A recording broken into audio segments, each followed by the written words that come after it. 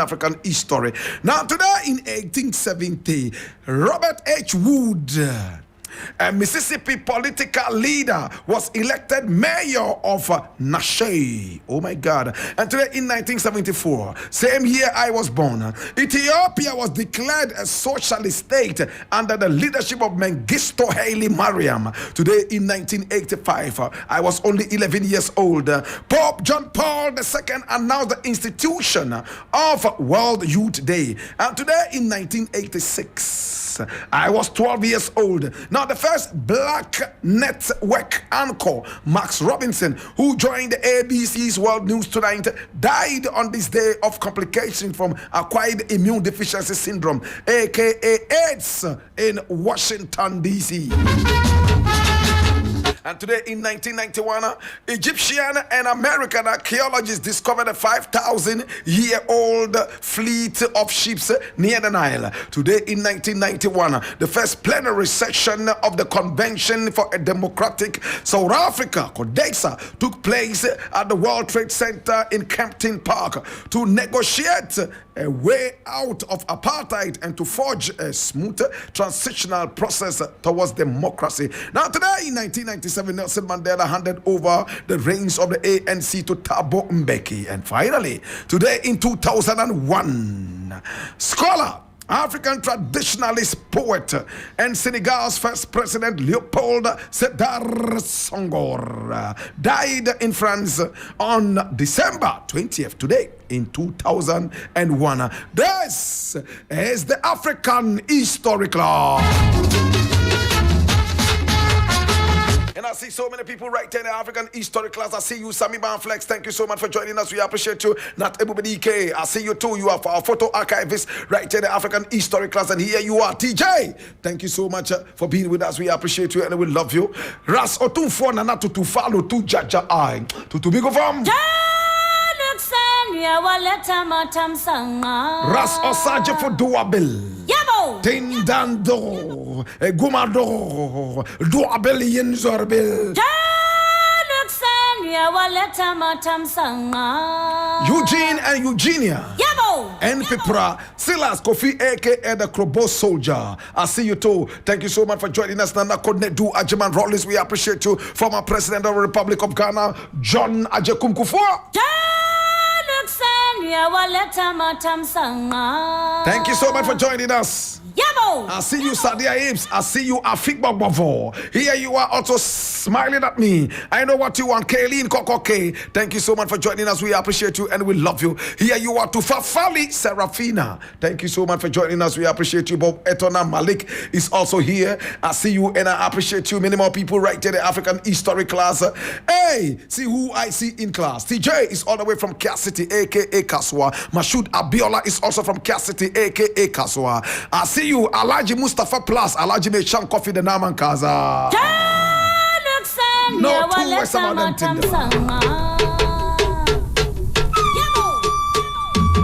Buhari, the AC specialist, I see you. Mazi Okoro is also right here. My brother, my sister. This is the African History Class, and I'm most excited to be with you. Many more people right here, the African History Class. I see you, Lexis Bill. Thank you so much for joining us right here in the African History Class. And here you are also, Frizzy McBones. Frizzy McBones. McBones is right here, the African History Class. The Royal Stallion. Osman with Drago Moro. All the way from the land of the upright, Burkina Faso.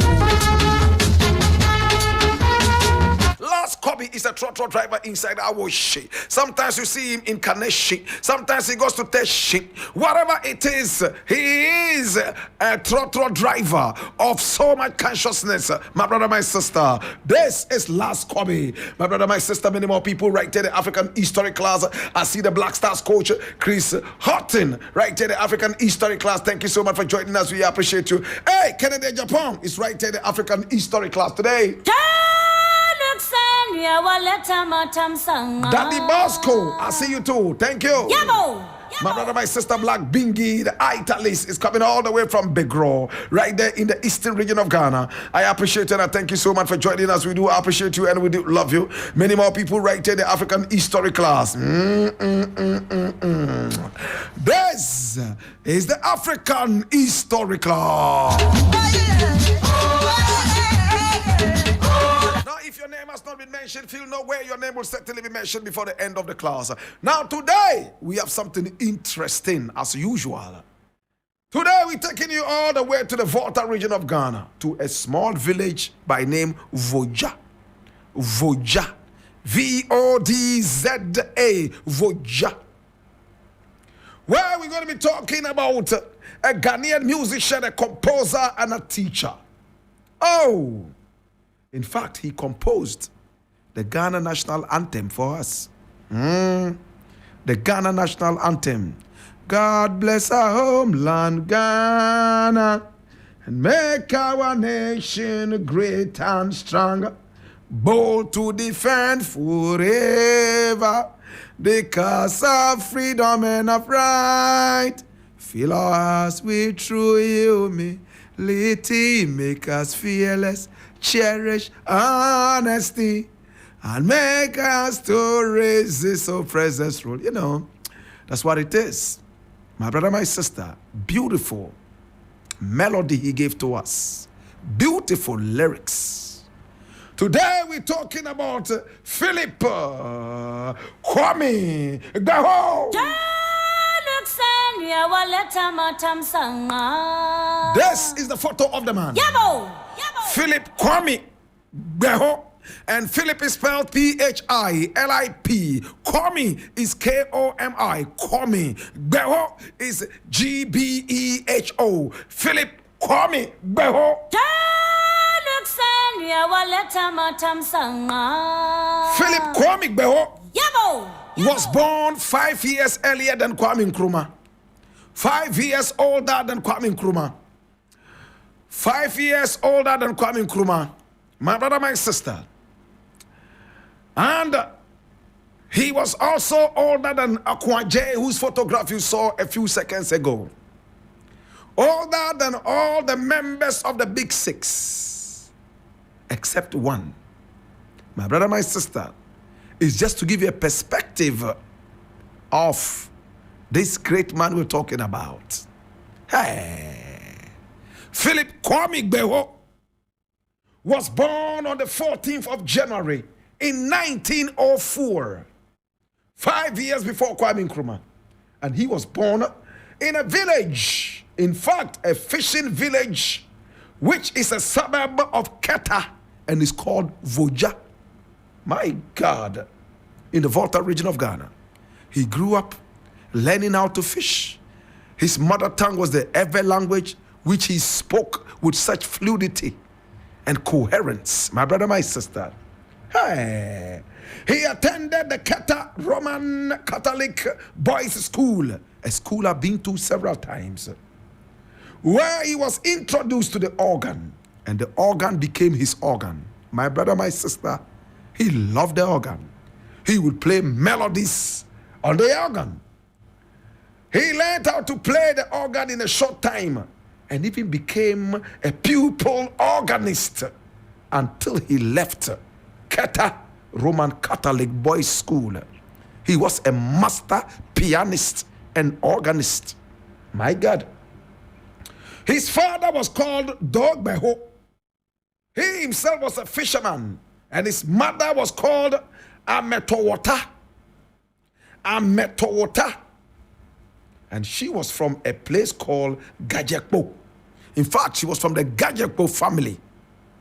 My brother, my father. My brother, my sister. Now, she was a trader who also was interested in singing. She was talented musically. And she was the leader of the female singers in the village drumming and dancing group. In fact, when it came to Agbaja, she was the best dancer.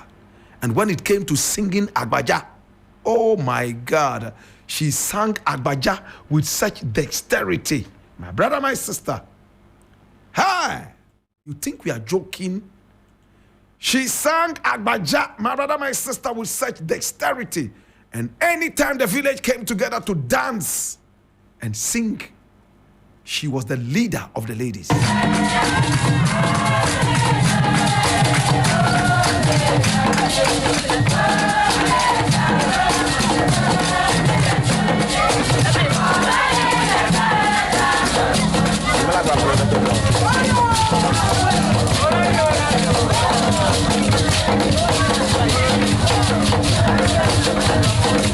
Oh my God. She would dance Agbaja from morning till night. She would sing with such a beautiful voice. Yes, Davi Ametowuta. That was her name. Now, interestingly, listen to this interesting thing. In January 1925, our hero, Philip Kwame Beho, was only 21 years old. He gained admission to the newly opened Achimota Teacher Training College in Accra. And while studying to become a teacher, he took advantage of the tremendous facilities that the college offered in music to upgrade his own knowledge and practice of music. He played the piano and he became a pianist. My God. He also learned the violin and became a violinist. Oh yes. He learned how to play the guitar and he became a guitarist. He mastered these instruments in a twinkling of an eye. Hey, Philip Kwame Beho. He developed such wonderful skills under the tutelage of an expatriate teacher in a Chimota college. And some of these expatriate teachers came all the way from Britain. My brother, my sister, remember it was still in the days of colonialism, the Gold Coast. Beho was also an accomplished indigenous musician. Ever since childhood, he knew how to play the drums, the Ewe Agbaja. He knew too well, and he was a part of the Ewe Agbaja Orchestra, as well as some other groups he was a member of. He taught traditional Anglo songs, and Achimota College encouraged the performance of traditional drumming and dancing from all parts of the country. And so Beho took the opportunity to perform all these Anglo songs. And it came to a time, even people who were not Anglos, my brother, my sister, they sang with such dexterity. My brother, my sister, we are looking at the story of the wonderful Philip Beho. Now, there's a photograph of Philip Beho and some little children. Producer, put it up. The photograph of Philip Beho and some little children. It's a black and white photograph. Put it up, and we'll show you something. Now, you see him here. And you'll see the children playing the local drums. In fact, this was one of the very first people to go into the church playing Agbaja and some of these drums and singing Ewe songs in the church. Philip Kwame Beho, as you can see him here, teaching little children to take their tradition seriously. These are little children playing the local drums. Philip Beho was a master teacher. After he graduated in 1929 at the age of 28, he returned to Keta to teach at the Roman Catholic Boys' School, his alma mater. In fact, and he had a very strong passion to teach music. Over and over again, he took over the organ again at the St. Michael's Catholic Cathedral in Keta, where he also founded the St. Cecilia's Choir, which is still in existence when you go to Keta. Hey, my brother, my sister, this was what happened. Now he had the opportunity to make many more children learn this.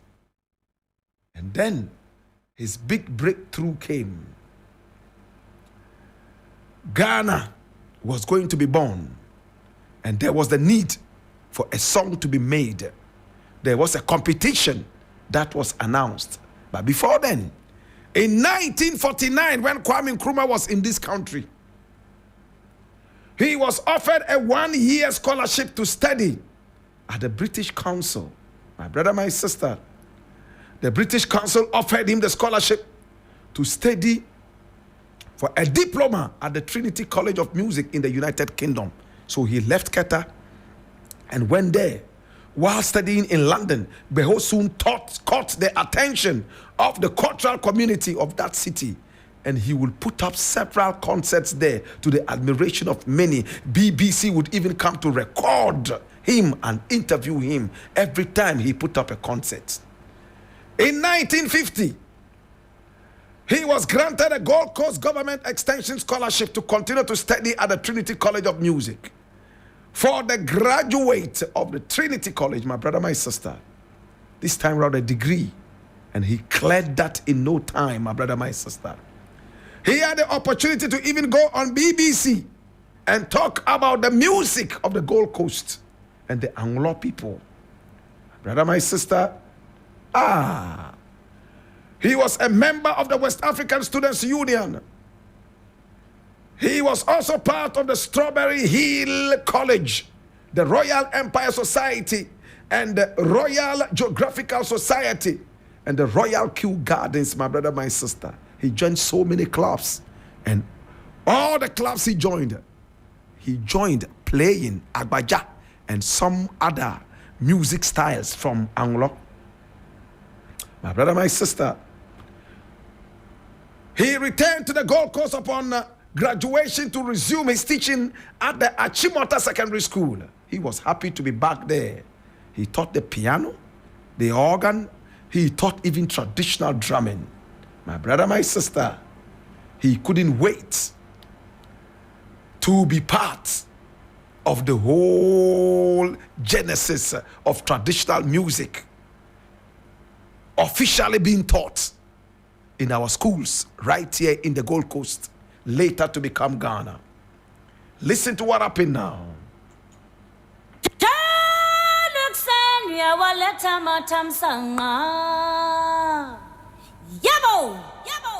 He gave several talks on Radio Ghana. My brother, my sister, of course. And then he also traveled all the way around Ghana. Tamale, Cape Coast. He did after independence. But before independence, look at what happened. The competition came, and he was part of the competition.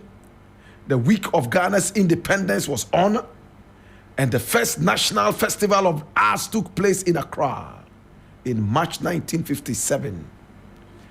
His composition was picked up, and it became our national anthem. My brother, my sister, oh my God.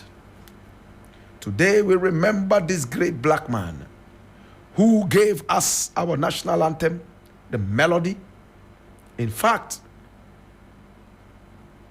he became the chairman of the Arts Council of Ghana on the 26th of April, 1954. And he went ahead to achieve even more. But everything that has a beginning certainly has an end. He composed so many indigenous songs to be performed in the church and outside the church. My God, my brother, my sister, Philip Beho died on the 24th of September, the month of my birth. In 1976, I was only 2 years old. He left behind a wife and 7 children. Amongst his children were Victor Beho, a diplomat and minister of foreign affairs in the Fourth Republic. Teresa Abuitete, she, an organist, music teacher, and director of the National Symphony Orchestra, Ghana. And Peter Chachuk Beho, director, minister of information. Today we remember you, Uncle Beho. Philip Kwame Beho. Philip Kwame Beho. Philip Kwame Beho. Babanawo. Baba now. Baba now. Baba now. Ow, ow, ow, ow, ow, ow. Ow, ow, ow, ow. Agbero heavy. Agba fumato. Jakpata beda vio. Monyeku. Baba now. Baba now. Baba now. Ow. In the burden of knowledge, I ask you, now that you know the story of Philip Kwame, his achievements, from humble beginnings all the way to the top, carrying his passion along, carrying his tradition. My brother, my sister, what would you do? Be an any ole mini oba fe yezuna kagane me zaka yini ye an papa ngobokaya nang fifia ye nya no kai na woba na enwe be den lele anjima singa be kunne lele anjima singa beri. It's been the African history class, and today we've been talking about Philip Kwame Gbeu. Tutu Gwavi, Papa mula home, Mama mula home, how na ima vinye, banum po. And my name's certainly Blakk Rasta. Make way for the lion.